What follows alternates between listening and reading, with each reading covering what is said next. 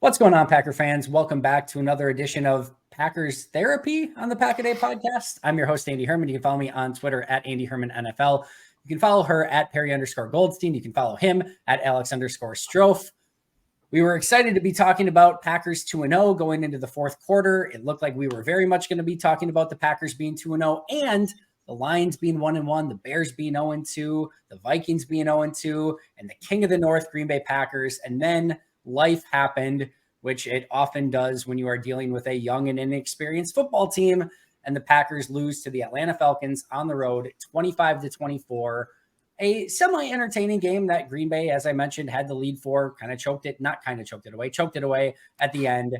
And as I mentioned, this is going to be one of those learning experiences. But Alex Strofe, actually, I want to start with you. Screw you, Perri. I'm just kidding. Alex, I want to start with you. How are you doing? And you're like the ultimate gut reaction expert on the Pack a Day podcast. So let's hear it. Let's just regurgitate it out. Get everything off your chest. Yeah, well, calling me an expert on anything is a joke, but I appreciate that. I'm not a big fan of moral victories, but I feel like there are a couple today, right? You lose your top four. You're going to be positive? I am. I'm so excited. I anticipated myself feeling a lot worse, and I really don't. You're missing your top four guys outside of Jordan Love on offense. Obviously, Elton Jenkins goes down here without Bach, Jones, and Watson. And I thought the offense, especially in the middle quarters, quarter two and quarter three, looked good. Defensively, I'm going to be really negative. You can't blow a 12-point lead in the fourth quarter. You just can't do that. Bijan Robinson did his best Raheem Mostert impression on Sunday. He's a really good back. And the Packers aren't going to see backs of his level throughout the season, but also we didn't think Raheem Mostert was a great back when he ran for 4 touchdowns a couple of years ago. So I feel optimistic offensively. Defensively, I thought I was going to have faith in Joe Barry after last week. I thought this was going to be a rebound season for him. I've thrown that completely out the window. But overall, I actually don't feel as bad as maybe I should following a 1-point loss. I think there was things that left me feeling optimistic after the 1-point loss. But the defense got ran all over again. This is the same old story, even with more investment level and what we thought was a different scheme and a better defense. Didn't look that way in the second half. But offensively, putting up 24 points without those guys, I think you feel okay about that. You feel really good about Jaden Reed. There's questions about A.J. Dillon. He tripped over himself 3 times, 4 times, 5 times. Andy, you rewatched it? I haven't yet, and I don't know if I want to. But overall, I feel okay. That's my gut reaction. All right, Perri Goldstein, have at it. Regurgitate your thoughts. My gut reaction, I also feel like not as upset about such a 1-point loss as I think I necessarily would have. And I think it's just that I give this team so much leash, I guess, in these early games. Like, there are going to be a lot of just like, this is your all rookie team. I mean, this is Jordan Love and a bunch of rookies. And I think I'm most disappointed in the vets on this team right now, in A.J. Dillon, in a lot of the guys on the defensive side of the ball, because you expect them to be able to step up in these big moments when they're needed, and they didn't. But when it comes to overall losing by 1 on the road against what looks like a up and coming Falcons team with a lot of really great weapons, all right. I feel similarly about the defense to Alex. Again, there's just more talent, more vet. They've been together for now 3 seasons, and it's the same story of them just getting gashed on the ground for 3, 4, 5 yards per carry and not really being able to adjust or change what they're doing. And the Falcons were able to do in the second half, I think, whatever they wanted to do. They didn't make Desmond Ridder beat them through the air, which probably would have been my game plan, trying to get Desmond Ridder to throw the ball. And when he did, they could have had 2 interceptions that they didn't have. And it just I think all around just wasn't a good team win. I don't think I can point to one singular thing and be like that. The defense should have been able to stop the run, but Bijan Robinson is amazing back, but also the offense didn't do them any favors by going 3 and out back-to-back drives. So it's just like all around. And I think, Andy, you said it because I listened to your live after the game, is it just like was bad complimentary football, right? It was just all around like a lot of guys just didn't step up and make plays when they needed to.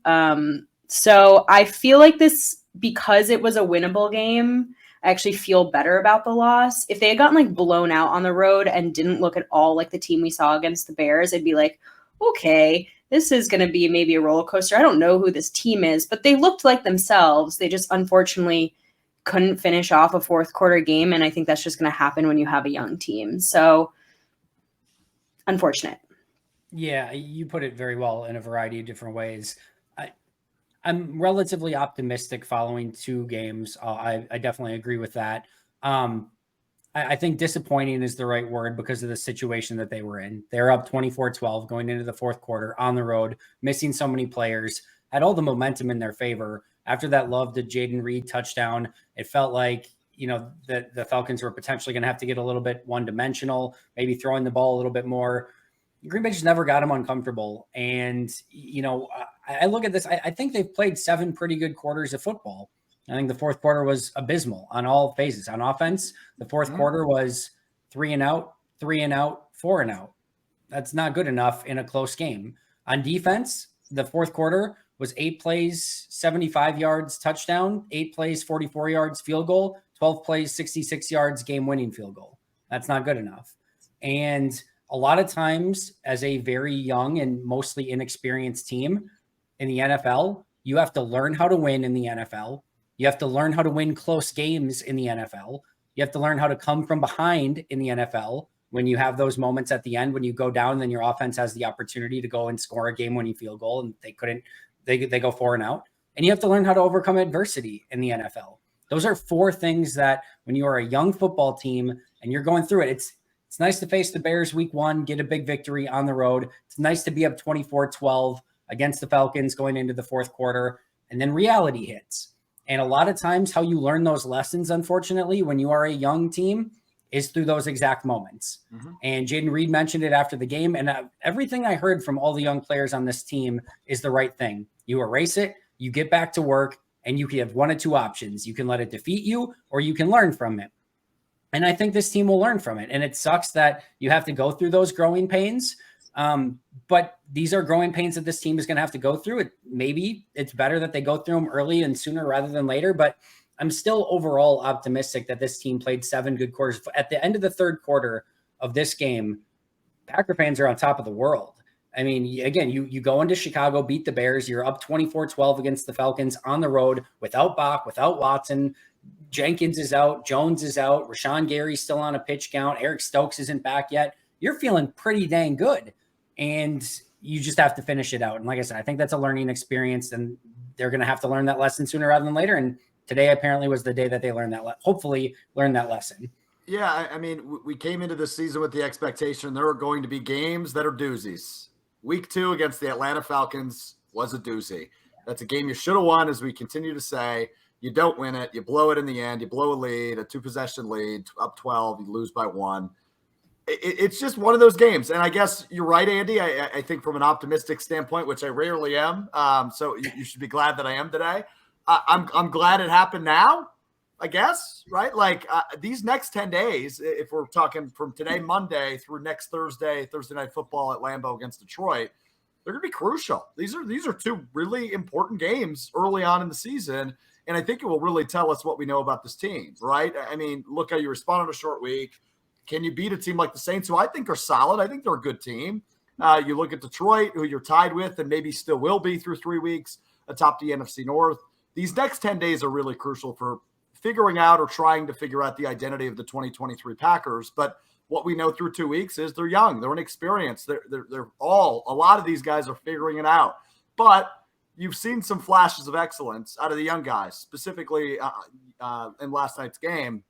Jaden Reed, 2 touchdowns. Dontavian Wicks looked really good in his first, heavy action this week. So I think offensive line depth, again, looked pretty good. Jordan Love sacked just once, only 2 sacks in the year through 2 weeks. So there are things that you're optimistic about going into 2 tough games in the next 10 days. I want to touch on something you said right there first, and then we'll get to kind of our next topic here. But I did feel like, and maybe what was so disappointing about this is you brought it up. You have now 2 games ahead of you in the Saints and the Lions that feel crucial again. And if you beat Atlanta and Atlanta, if you come away with a win here, you have a little bit more leeway. Because now, if like worst case scenario, if things go really wrong against Detroit and the Saints, you're 2-2. Like you can still bounce back. You go to Vegas, you got a bye week after that. Okay. Like things are okay. And if you go 1-1, you're 3-1. You're feeling really, really good. Maybe you lose to the Lions or something like that, but that's okay. You're 3-1 after 4 games. And if you go 2-0, you're 4-0. You're on top of the world. And now it's like, if you go 2-0 in these games, you're still feeling really good. You're 3-1 on top of the NFC North unequivocally. So you feel great about that.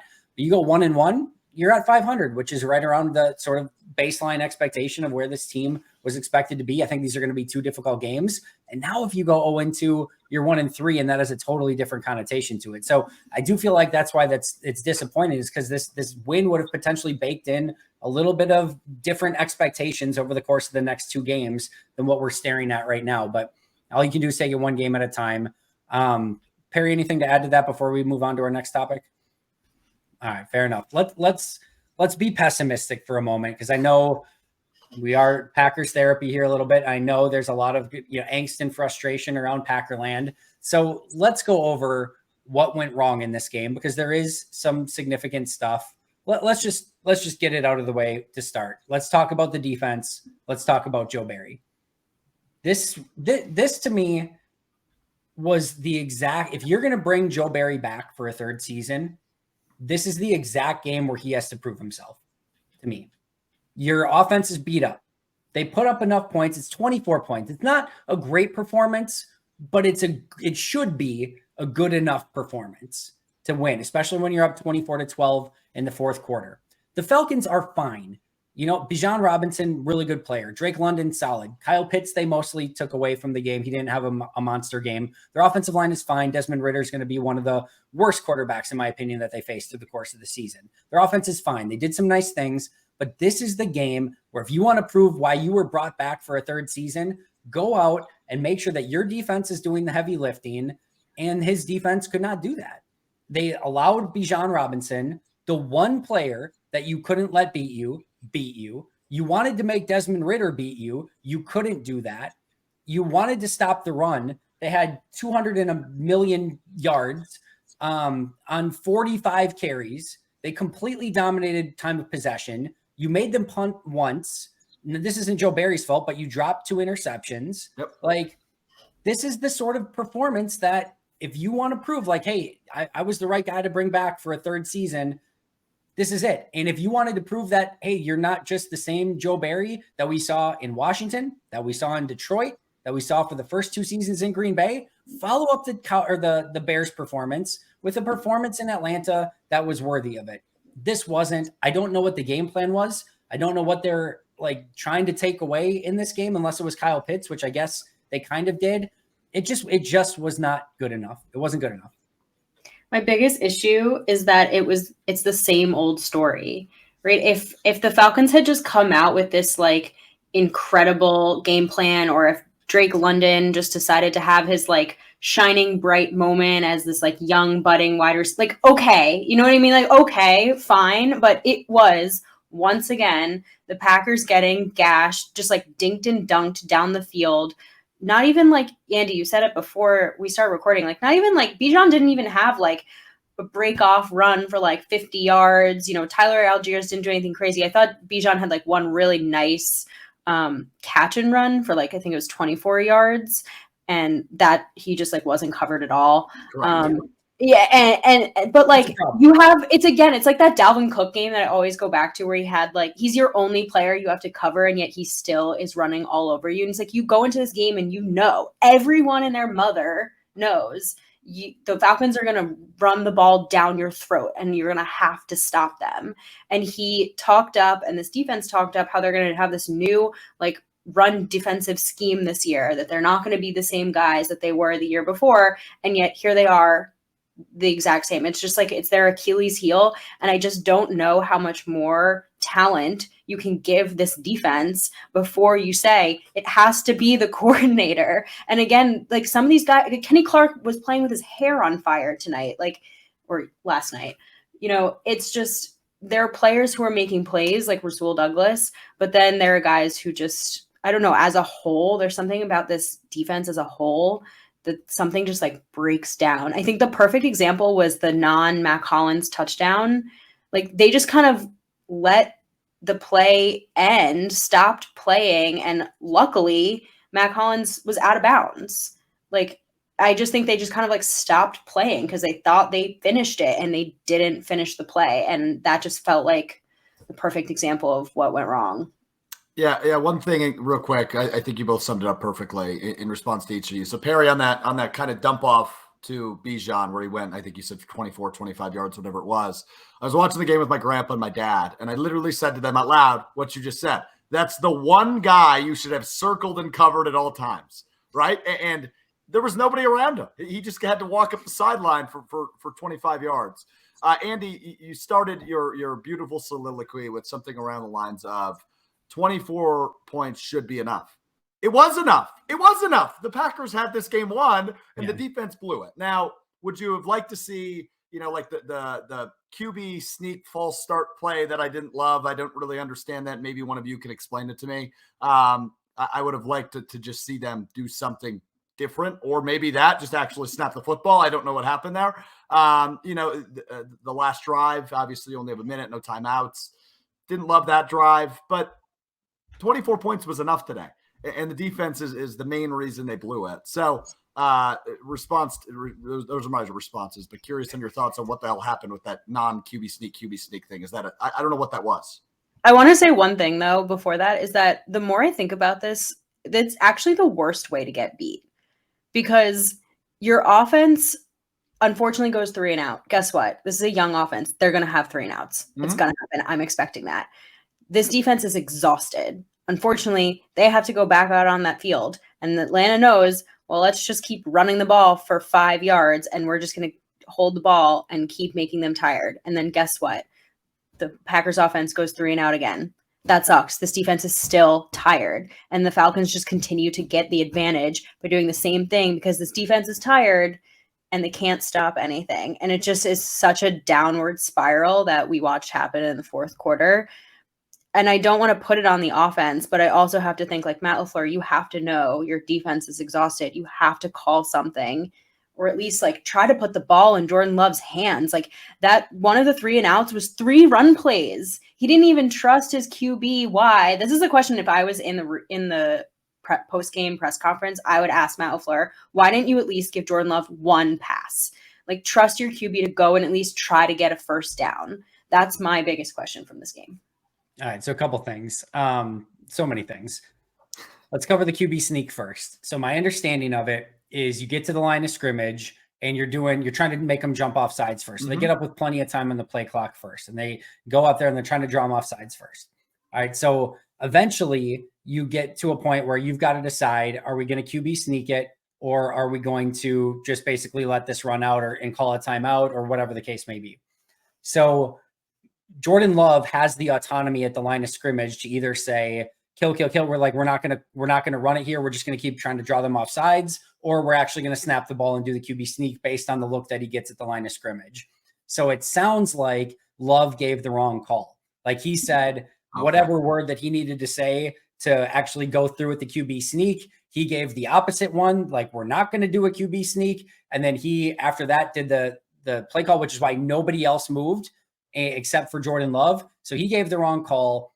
The rest of the offense thinks it's just going to keep being hard count to try to get the opposite team to jump off sides. Love, thinking he gave the right call, goes to do the QB sneak, and literally everyone else is just standing around like, what the heck just happened? So clearly they got to get that cleaned up. I like the thought. I like the idea of like, hey, let's try to draw them off sides. And while doing so, see if they like tip their hand as to what they're trying to do from like, are they trying to stop a QB sneak? Is there a hole that we can run through? And if you see it, then give the word and we're going to go and we're going to try to pick up that 1 yard. I like the idea. You got to execute it. Otherwise it makes you look really, really stupid when something like that happens. So that's something they have to get cleaned up. All right, Perri, the second part of that. So not giving Jordan Love the opportunity. First of all, Matt LaFleur in his press conference basically said as much, like he regretted not getting Jordan the ball more opportunities in those situations to do something. Now, to his defense, I think Dillon gets 7 yards, 6 or 7. I think he's like 7 yards on the first carry on like 1st and 10. So you're 2nd and 3. And then remember, you're in the lead. You've got, I don't remember, like 8 minutes left in the game. So you're kind of trying to do your like 5-6 minute offense of trying to run the clock out. You're 2nd and 3. So your run offense hasn't really done a whole lot all game. So let's get them another carry and let's see if we can get this to a 1st and 10 and get to another set of downs. So they go second down run on 2nd and 3, which I don't hate. They get it, then they get 2 yards on the play, or maybe it was 2nd and 4 and they get 3 yards on the play, whatever. It leads it to be 3rd and 1. And then that's the point where we'll talk about AJ Dillon in just a moment. You have to pick that up. That's not to me, that's not a Matt LaFleur. That had to be picked up. No question about it. That was a winning play call to get the first down, and the players didn't execute. So I understand his thinking there. You got to run the clock and you got to try to pick up first downs, and 2nd and 4 or 2nd and 3 and 3rd and 1, not bad running downs, but you got to be able to execute. But yeah, I mean, at some point, the only thing that was working all game was your passing offense. Your running game never worked in that game. So I can also understand the opposite side of, hey, maybe get the ball to Jordan Love. Sorry, go ahead. I just think if Aaron Jones is in that game, they win. Like, this is, I'm just with, and I don't mean that in terms like, oh, he's, one of their best weapons. I mean, just like, you replace AJ Dillon, even if they had put like Emmanuel Wilson or Patrick Taylor, someone, I don't know what's up with AJ Dillon right now, but you are a 250-pound back. You need to be able to get 3rd and 1 converted to a first down, period. I have no excuses for you any longer. You were drafted for one purpose, and it was to be put your pads down, drag guys down the field. And we saw him do it a little bit in this game, but like, you can't trip over your feet on a 3rd and 1, a crucial down. Like, you just can't. You let your team down.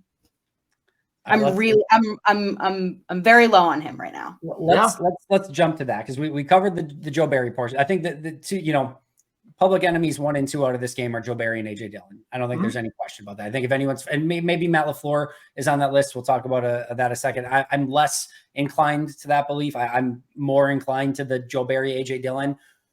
I mentioned in the post-game chat, so I'm not going to go through it again. And I think I mentioned it last week too, but at some point as a running back, you've got which PlayStation controller move in Madden do you have at your disposal? You got the stiff arm, you got the spin move, you got the juke, you got the turbo boost, you got the truck stick. Which one do you have at your disposal? And the answer for AJ Dillon is he has none. He doesn't have any of those at his disposal. If you block everything up perfect for him and you get one-on-one with a linebacker or a safety, he cannot make that person miss. He's not going to get by that person. And that's not good enough, first of all. So that's number 1.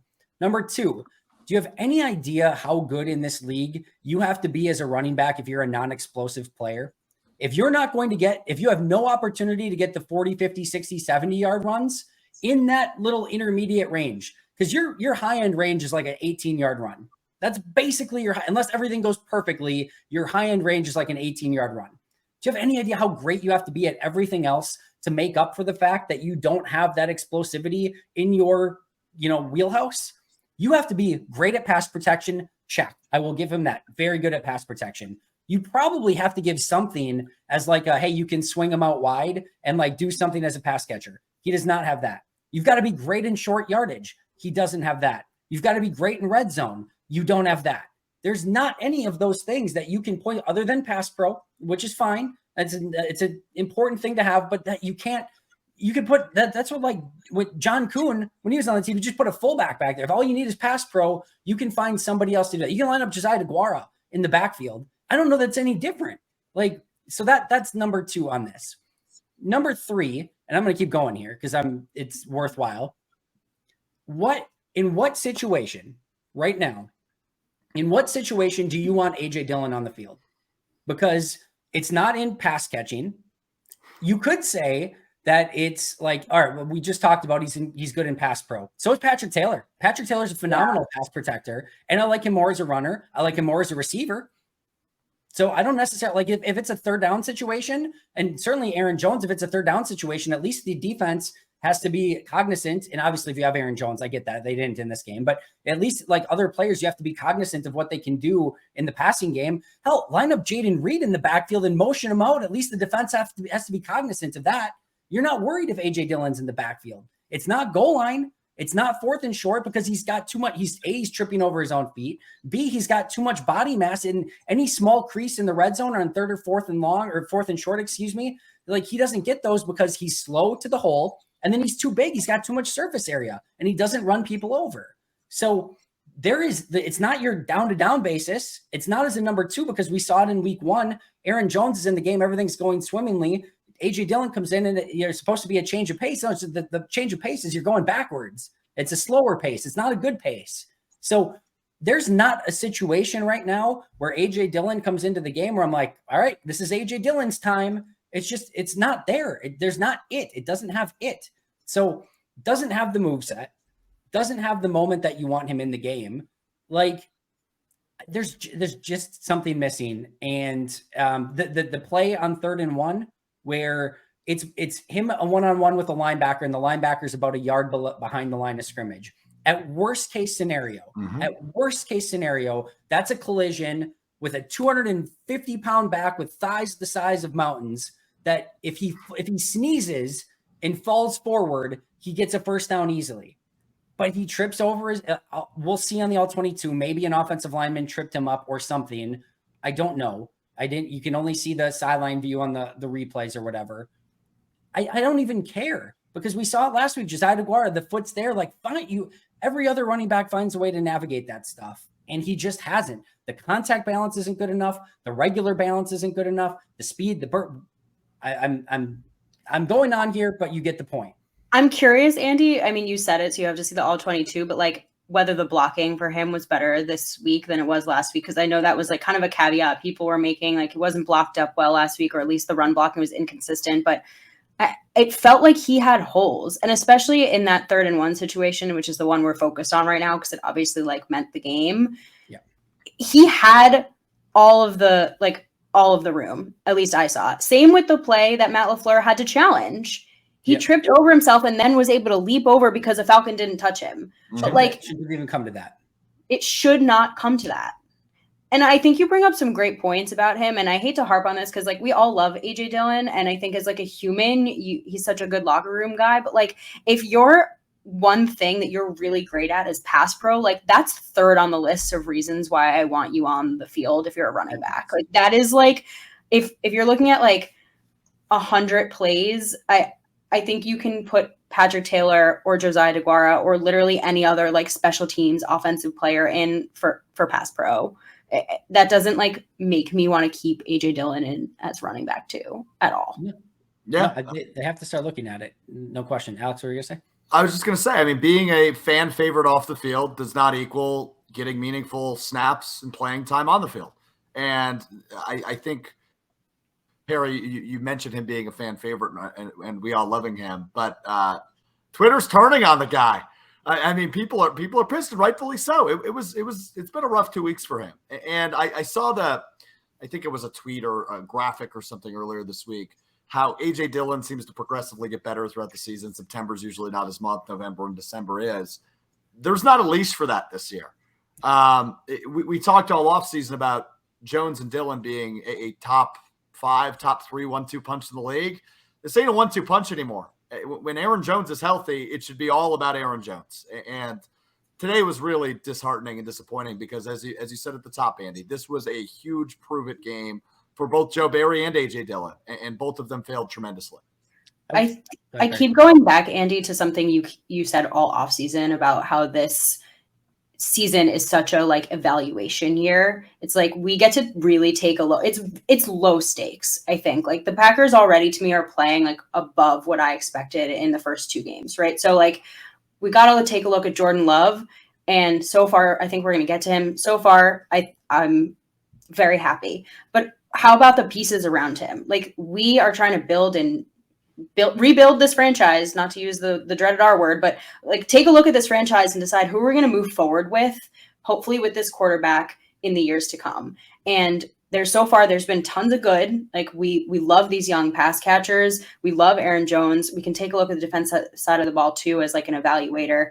I think we all agree evaluation is they need a new defensive coordinator, but like on offense, you have to take a look at like what holes are we going to fill that this offense needs moving forward. And like, unfortunately, running back 2 is starting to become one of those things that is going to be evaluated very heavily over the course of the rest of the season, because Matt LaFleur loves his rotation, and it's just too stark when Aaron Jones is in versus when A.J. Dillon is in. Yeah, they made a lot of changes at the playmaker positions. We know Aaron Jones. It seems like he's just going to go forever. He's incredible. But outside of that, there's 2 holdovers from that kind of slower Aaron Rodgers-esque offense. That was Alan Lazard, Mercedes Lewis, Robert Tonyan, Randall Cobb. There's kind of 2 holdovers right now. That's A.J. Dillon and Josiah DeGuara. You can tell the difference in speed and playmaking between everyone else that the Packers have on offense and A.J. Dillon and Josiah DeGuara. It's just a full step slower at least. And I think as they continue to migrate into this more playmaking, explosive offense with all these fun players, especially once Christian Watson gets back and Aaron Jones gets back, it's just, there's not as much leeway for it because you have other players who you can get the ball to and they can make plays happen. And right now, those two, it's not, DeGuara's less of an issue because he's more of just a complimentary player anyway. You're not giving the ball to him all that much, but there's a difference when you see those two guys get the ball. DeGuara got one today and had like a guy to make miss in the open field, and it just wasn't even close. Like the guy just tackled him immediately. It's just like, all right. So yeah, I think that there is an evaluation to be made there. But yeah, no, it's not good enough. And we are to the point now where Green Bay has to look at what to do with that number 2 running back position, because you can't just keep doing the same thing. And especially in an evaluation year, it's time to get an evaluation on Emmanuel Wilson. It's time to get an evaluation on Patrick Taylor, see what they can do.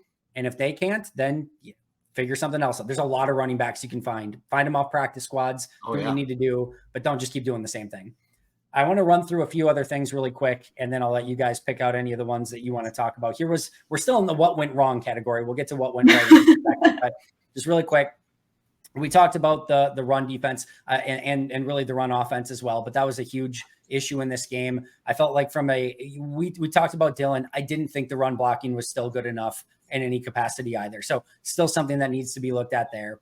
You had the inconsistency on offense. You look good at times, but other times your offense just looks disjointed. Yep. The delay of game on the field goal is unforgivable, like completely unforgivable. That is, I think Matt LaFleur does a really good job with game management far often than not. This is the second consecutive week. You cannot let 30 seconds roll off on in the right before halftime on a 2-minute drill when you have a timeout at your disposal and just have to end up taking a super long 50-yard field goal because you didn't notice that I don't know what happened in week 1 with that. That was like strike 1.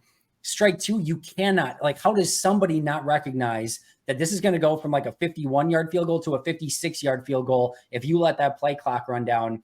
I don't think you want Matt LaFleur giving up play calling, to focus more on the game management side of things. That's not what you want. But then you need to have, if he can't handle it, he's got to have a game manager right next to him saying, get somebody who's like the greatest Madden game manager of all time. I don't care what you do. Figure out somebody next to you that's like, hey, play clock, call timeout. Because if he can't multitask that, then that's a big issue. I'm on strike 2. I'm not willing to go further than that at this point, but that's 2 fairly significant game management strikes in 2 weeks. So just of note, obviously the fourth quarter was a massive issue. 3 long drives for the Falcons offense, 3 and out / 4 and outs for the Packers offense. You had the dropped interceptions. Perri, we talked about uncomplimentary football. This is just to put it into really stark contrast. The Falcons had 78 plays of offense. The Packers had 47. Falcons ran 31 more plays of offense in this game. Wow. It's going to be really fun to grade the Packers offense this week because it's not going to take long. It's going to be really awful to grade the Packers defense this week. It's going to take a very long time. The time of possession, 36 minutes, 15 seconds for the Falcons, 23:45 for the Packers. Total yards, 446 for the Falcons, 224 for the Packers. That is skewed a bit because the 2 big pass interference plays was 80 yards. So that would have been 304-ish or somewhere around there if you count those in. But yeah, over 400 yards for the Falcons. Yep. 446. Come on. And Ritter didn't even play that well through the air. No. So 446. No. So that just if you want to talk about complimentary football, the defense could not get off the field. There's only 1 punt in this game for the Falcons. There's only 2 drives in this game for the Falcons that were under 8-play drives. The first drive of the first half when they threw the pick to Rasul, the first play of the second half when they got the 3 and out and forced the punt. So defense couldn't get off the field. The offense, when the defense desperately needed you to put a drive together so that they could have a bit of a breather, couldn't get any drives together. They basically only had 2 drives of any substance in this entire game. Even their a couple of the other touchdown drives were really quick ones. And again, those big pass interferences as well. So massive uncomplimentary football. QB sneak was an issue. We talked about that. Bijan Robinson was an issue. We talked about that. Those are the things that went wrong. Anything else that you guys can think of or anything you want to hit on that laundry list of items? I feel worse about this game after this episode. We're supposed to be doing Packers therapy, but I'm bringing both of you down. I'm sorry. I mean, I do want to say, Andy, I think clock management is something we've noticed with Matt LaFleur. I give Matt LaFleur like 9 stars out of 10. And in that like 1 star that he's missing, there are just some things where I'm like, why are you taking a timeout here? And why? Because like a lot of people said it on Twitter, and I think it actually bears like discussing, is like, if they had hit that 51-yarder in total points, theoretically they win. I don't actually see it like that ever, because that was at the way beginning of the game and they had all the time in the world, right, to make up more of those. After that, like you can't think about it that way. It's just like, it can't keep happening over and over again, because eventually it is going to get to the point where that 3 points is going to mean the game or not. I just don't think it was in this instance. And even like, we can talk about the butterfly effect after that and everything changes after that point. But just about every single person knew that this was probably going to be a 1-possession game. And 3 points in this game was probably going to be massive. There's a reason that this line was between -1 Packers and +2 Falcons all week long. This was always the game that it was going to be. So yeah, maybe things go differently, after that point, but you ruin 3 points on a week-to-week basis with this team that's going to be in these sort of games, you're going to lose more often than not. Those maybe at the beginning of the game, it seems like maybe a minor mistake and you can course correct through the course of the game, but those things add up really, really fast when you have a young, inexperienced football team. And it can literally cost you wins and losses. So yeah, I'm with you. And maybe the 51-yarder misses, right? And they get it at the 45-yard line, any 41-yard line anyway, and they end up with better field position, and maybe they score on the first drive, and maybe this game's even worse. So again, we can butterfly affect it all we want, but you keep doing this over and over, and it's going to cost you. Yeah, just real quick, you reading those stats off, I'm with Perri. You've made me feel worse. As bad of a defensive effort as we knew it was, when you read those stats back, a couple hours removed, man, it still sounds pretty freaking bad. So defense was disappointing. You mentioned the 1 punt, also the 1 interception, so I'm going to call it 2, right? This is a team that punted 7 times a week ago against the Carolina Panthers. The Packers are better than the Panthers. 1 punt, 1 interception, unacceptable. And we haven't really hit on it. I know you mentioned it in passing, but 2 dropped INTs, including one that probably should have been a pick 6 by Jair, was disappointing. But other than that, I think you hit everything else on the negative side. I think Tyler Algier makes the play on Jair. I think they get the ball right around the same spot if he picks that off. Even if not, if you want to look at it like the Quay missed pick and the Jair missed pick, I think they score touchdowns on the subsequent drives anyway. So yeah, we could butterfly affect this all day. We're not going to, but just not good enough. Just not good enough. All right, let's try to flip it around. Let's talk about some things that went right in this game. Let's start with Jordan Love, which is an interesting Rorschach test for how people feel coming out of this game. 14 for 25, not a great percentage. 151 yards, not great in yardage. 3 touchdowns, no picks. That's great. One of those passing touchdowns is basically a handoff to Jaden Reed, but still 3 touchdowns, no picks. You had the 2 big pass interference plays that I mentioned, which adds like 80 yards to it, which would have definitely skewed the yardage numbers a little bit. Through 3 quarters, I think this is the same sort of litmus test, right? Through 3 quarters, you're feeling really, really good about Jordan Love. Made some really big touchdown throws and looked calm, composed throughout the entirety of it. 4th quarter had some opportunities, missed some throws, couldn't get had the weird QB sneak issue, couldn't get the team going when the game is on the line, down by 1 point, need a field goal, couldn't pick up a first down. So kind of the same as the rest of the team, where 3 quarters good, 1 quarter not so good, but I'm still kind of pretty optimistic from this performance overall. But Perri, I'll start with you. Yeah, I actually don't attribute this loss to Jordan Love at all. I think he did everything that was asked of him. And again, like on that final drive with 54 seconds left, like, do you hope that he has like a completion, he can get them down the field, sure, but that's something that is going to take time. And it's not just on him, it's on the receivers as well. Like, are they running the right routes? You know, you can really only go to the sidelines in that instance as well. So like, it really limits what you're able to do. That's growing pains to me. I don't think they should have ever been in that position in the first place. If we had seen Jordan Love drive the field for the winning field goal, I would have been like, we're done here. We have him. I hope that one day, and some point this season, there are going to be drives where he can show us that he can do that, because he's going to need to do that, right? Fourth quarter comeback drives. He made some really nice throws. I think his demeanor above all else just continues to impress me. He never, ever seems unfazed. And the Falcons brought some way more pressure than the Bears did in this game. And he had guys in his face unfazed. I love to see him spread the ball around. 7 of his players, 7 of the offensive players got catches in this game. So he's spreading the ball around and kind of making defenses be like, well, he's going to hit everybody, so we got to cover everybody. Just like, there's still a lot of good there. You want more yardage, and you want them to pick up some first downs in the fourth quarter. But overall, I'm still feeling okay I'm feeling good about Love, and I don't think that he lost them this game. Alex?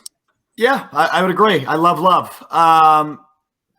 8 quarters of football, 6 touchdowns, no interceptions. Almost won today, but it wasn't caught. So 0 interceptions through 2 games. I think that if I would have told you that, 3 weeks ago, we'd all be like, hell yeah, we'll take that. 6 touchdowns and no interceptions through 2 games. So that's impressive. I echo Perry's comments on confidence and poise. It's something the 3 of us had talked about throughout training camp and preseason. That's what we're looking for. And through 2 games, he has totally nailed that part of it. Confidence, poise, doesn't overreact, like cool, calm, collected. Really like that with him. I'm really happy with where he's at. I echo Perry. He is not the reason they lost this game today. We've gone over all those reasons. So yeah, I'm feeling really good. I'm not ready to put the gold jacket on him quite yet. Give me 2 more weeks and I'll be saying that. But overall, right now, I do feel really good about his progression and where he's at through 2 weeks. Yeah, me too. And you go back to that last drive too. Like, that throw to Toure on 4th down is a pretty freaking great throw. And by the way, I think had there not been the penalty, Green Bay gets up and spikes that ball before they review it. Yeah. So like, had you not had the stupid penalty on the outside on a guy that's not even running a route that's going for a first down anyway, have you not had that, that's a complete pass and a spiked ball and you're still going. So like, the way that I viewed this game is, you're at the point right now with Jordan Love still where you're not supposed to be asking him to be the guy that's getting you, like, parting the seas and bringing the entire team on his back at this point. You're expecting him to be the guy that, if he's got the right playmakers around him and the right protection and the right defense and playing complementary football, that he's going to probably pretty easily kind of win you the game in those situations. Now, he had the opportunity at the end. That's something that we talked about, those growing pains, and you just have to figure out how to get past that. That's going to come with time. But overall, I felt like if the rest of the team played at his level, you win this game easily, and they just didn't. And that's kind of where I'm at. I like this performance overall. I'm very, very happy with where Jordan Love is at through 2 weeks so far. I agree with you. I got a shout out. I don't remember who he was throwing to, but he had this gorgeous, like couldn't have placed it any better, back of the corner of the end zone pass that AJ Terrell broke up. Yeah. And that was just simply like AJ Terrell being a great cornerback. But like, those are the moments where you're like, okay, it's not going to show up on the stat sheet because it was a PBU, but like, he has something that you get excited about, and against a different corner, that's a touchdown. So I agree with you, Andy. Like, putting the team on his back and taking 54 seconds to drive down the field, like, we're very used to that, right? Our last quarterback, that was his bread and butter. Like, you think about all the ways that Aaron Rodgers used to do that stuff. We have to understand that Jordan Love is going to take time to be able to successfully lead those drives. Great yeah, point. with Dontavian Wicks on that play too, like, not expecting him to do this, but like, there is some value to flashing late hands. Like, you can see he's like kind of going up for it, like and then Terrell just like pop. So like, maybe if at the end, like, he's just kind of tracking, then boop, like Devontae Adams would do. Maybe things could have been a little bit different, but That's why Devontae Adams is Devontae Adams and Dontavian Wicks is Dontavian Wicks as a rookie. But overall, I think there's still some key takeaways. I thought Kenny Clark had some really amazing moments in this game. I thought Rasul had another really nice game overall, not even just including the interception. Thought he played really well. Young playmakers, Musgrave had a couple moments, Wicks had a couple moments, Reed had a couple moments, and you just love to see those guys continue to progress. Thought Darnell Savage played physical, football again. Probably as we go back, and my guess is look at the All-22 again, probably not like an A+ performance, but a winning performance, it would be my guess. And like seeing him fly around the football and make some big hits again. So some positives to take away from this one as well. Any other positives that you guys wanted to go over? I think they need to target Luke Musgrave more. I was expecting more based on preseason. And again, like, who knows what they're seeing on the field, et cetera. But like, he gets the ball and he can move. Like every time he gets the ball, he's doing something positive with it. So I hope they target him more. Not just target. They need to scheme him more. Meaning like they need to run their plays that are designed to get to him. I thought with Troy Anderson being out and the linebackers that were in this game, I thought there was a lot of opportunity to go to Musgrave. We saw the little misdirection where he gets out in the flat, he catches, and he's bringing it for 20 yards. That's the stuff, the misdirection. And part of that is it's tough to get to your play action game if you're not running the football well. Like it makes it a little bit more complicated. But you got to call some more stuff for that guy. He's too talented not to. Probably your most talented offensive player with Watson out. I'm not saying your best, but probably your most talented. Like either way, with Watson and Jones out, excuse me. But like at least in the conversation, I'm totally with you. I think they needed to scheme him a little bit more. Yeah, I mean, I just go further and say all the young pass catchers. We mentioned Reed, we mentioned Wicks, we and obviously Musgrave. He is really quick for being as big as he is, and I know that's something we talked a lot about in the preseason. But totally agree with you on that, Perry. But yeah, I mean, when you have your top four, as I called them earlier, offenders outside of Jordan Love not on the field, I thought this offense looked really good at certain times in this game. So encouraging signs from all the young pass catchers, really. Yeah, very much so. All right, let's talk about the adding injury to insult. Elton Jenkins leaves the game with a knee injury. Sounds like it's an MCL sprain. Probably the best case scenario, given how his knee was rolled up on and how he, went out of the game and didn't come back. But probably going to be some time there, which is frustrating. Lucas Van Ness leaves with an elbow injury. He does not return to the game at any point after that I saw. I was watching for it on the rewatch and did not see him ever go back in the game. That's a frustrating injury as well because he had some moments early in that game.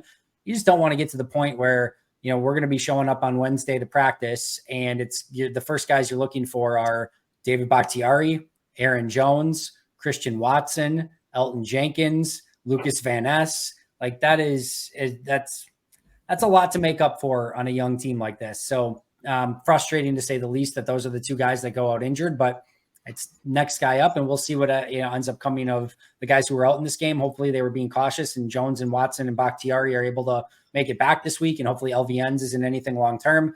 You go into it with just missing Jenkins, you can get through that, but it's going to be interesting to see the injury report through the course of this week. My hunch is that they're being cautious given the Packers schedule because they are going to play 3 games in 12 days. And, as Alex alluded to earlier, I think Saints and Lions, especially Lions being a division game, just like being very key to win. LVN, it looked like he got hurt he just got like popped, like he hit an offensive player and just like bad angle. So I'm really hopeful that that's not anything serious. I saw him go. Originally I thought it was his shoulder. When they saw his elbow, I was a little confused. But yeah, I mean, the list is getting longer and it's still very early in the season. This is football, right? Like you watch around the league and every team is banged up because that's just the name of the game. But I think good teams find a way to stay healthy. Yeah, it's tough. Yeah. We'll wrap up with this and we'll maybe do a couple quick ones after this. But I think probably the one conversation we haven't had today that's been a very big topic in Packerland has been the situation with David Bakhtiari, which Matt LaFleur wanted nothing to do with after in the post-game press conference talking about at all. You can tell he's frustrated to some extent. And maybe he was just being frustrated with being asked about it. I think he's frustrated with the situation. I'm sure Bakhtiari's frustrated with it. That's a really important football player for this team.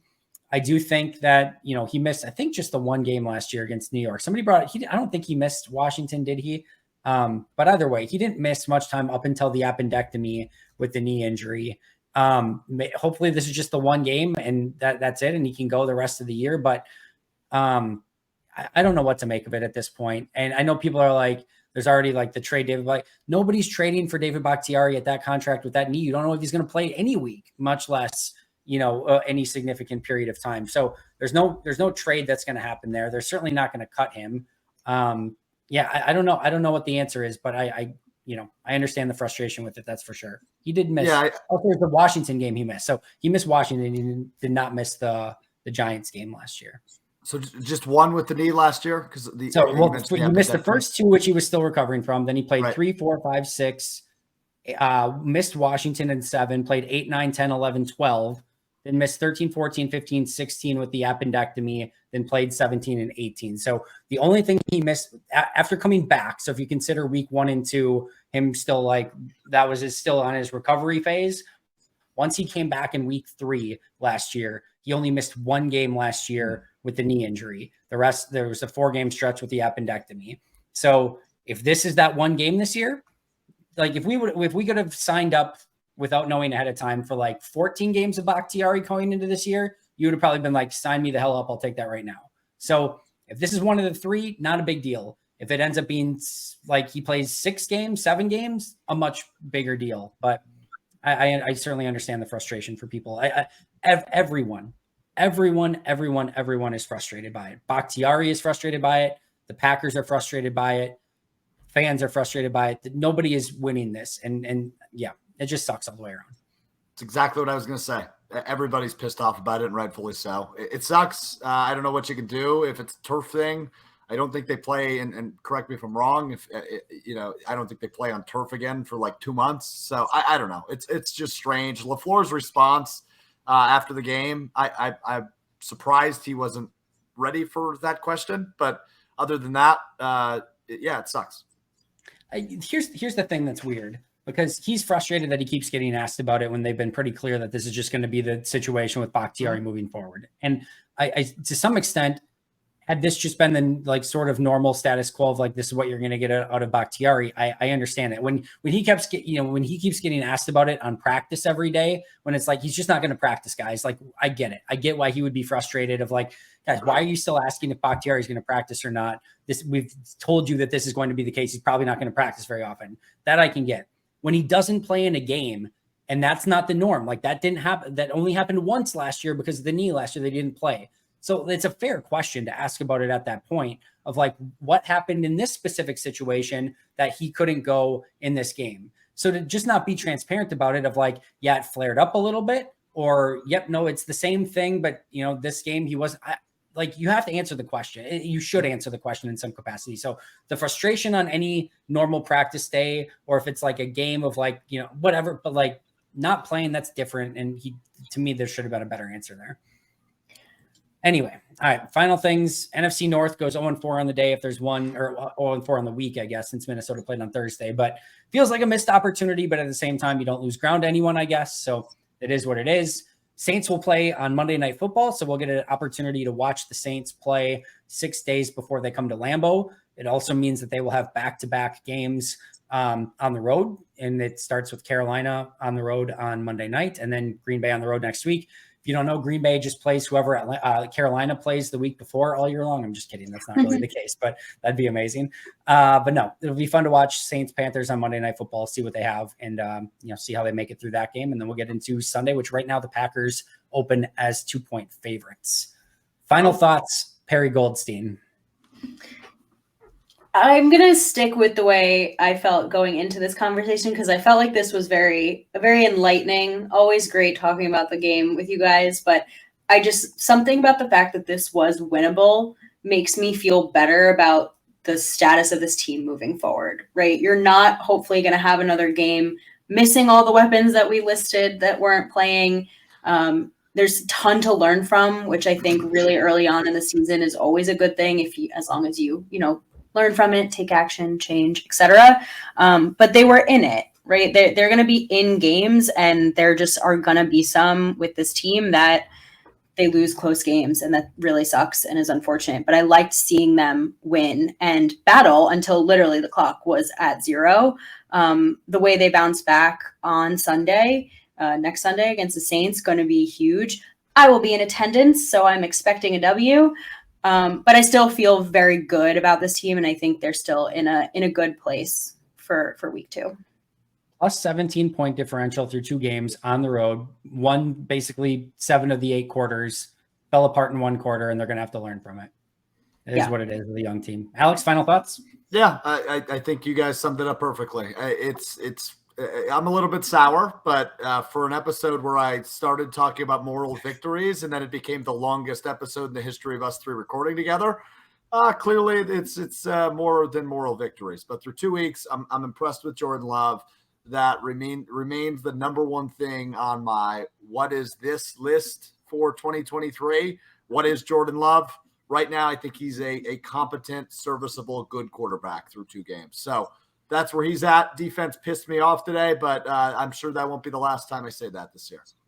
I like how you guys both started very positive, and I was able to drag you down through the course of the episode for the most part. So you're welcome for that. So much for Packers therapy. I've ruined your night overall, but no, I agree with both of you. I think there's some positives still to take away from this team through 2 weeks. Certainly some things I have to learn from, and that is what we knew and expected going into this season. So don't be super surprised. It's going to happen continuously through the course of this year. There's going to be some moments where you think this is a playoff team that can win, maybe even playoff games. There's going to be moments where you're like, why, how, when. Like it's just going to be, it's going to be a mess at times. So you guys are the absolute best. Shout out to all our Hall of Fame and All Pro members here on the Pack a Day Podcast YouTube channel. Most Hated Minnesota, PJ Wynn, John Wild, Shea Brodad, Arnaldo Espinoza, Jennifer Wright, and of course Boom Handle. I know you like Boom Handle, Alex Strofe. I think that's your handle actually. Is what? Yeah, that's me. That's me. That's my burner. That is you. But yeah, Perri, you can follow her on Twitter at Perri_Goldstein. Almost screwed it up. Perri, where can we follow the rest of your work? Follow Pax What She Said on Twitter, and you can listen to us on any of your audio streaming platforms. We're also now on YouTube, so go subscribe to Pax What She Said YouTube. You're going to be able to watch all our episodes video version a la Pack-A-Day, kind of. If you're watching here, I talk with my hands. I do some really, really weird, funny things behind the scenes when I record with Maggie, so enjoy that. But YouTube, Pax What She Said. We always do. Alex, you can follow him at Alex_Strofe. Where can we find the rest of your work, Sir Alex? On the YouTube channel, Boom Handle. No, I'm kidding. I decided it was finally time to also launch a podcast. Mr. Irrelevant with Alex Strofe. 3 episodes every week, Monday, Wednesday, Friday. Have Saints linebacker Zach Bond coming up on Wednesday. So we'll get a little behind enemy territory scouting report with Zach Bond coming up on Wednesday. But you can find it also wherever you get into your podcasts. Quit competing with Pack-A-Day, YouTube jerks. It's Sorry. enough of that. No, definitely go follow both of their work. They're absolutely phenomenal. You can follow me at Andy Herman NFL. You can follow the podcast at Pack-A-Day Podcast. That'll do it for us. It'll be 2-1 a week from now. Alex and Perri, I'll talk to you guys in 2 weeks when the Packers are 3-1. But until next time, and as always, go Pack Go.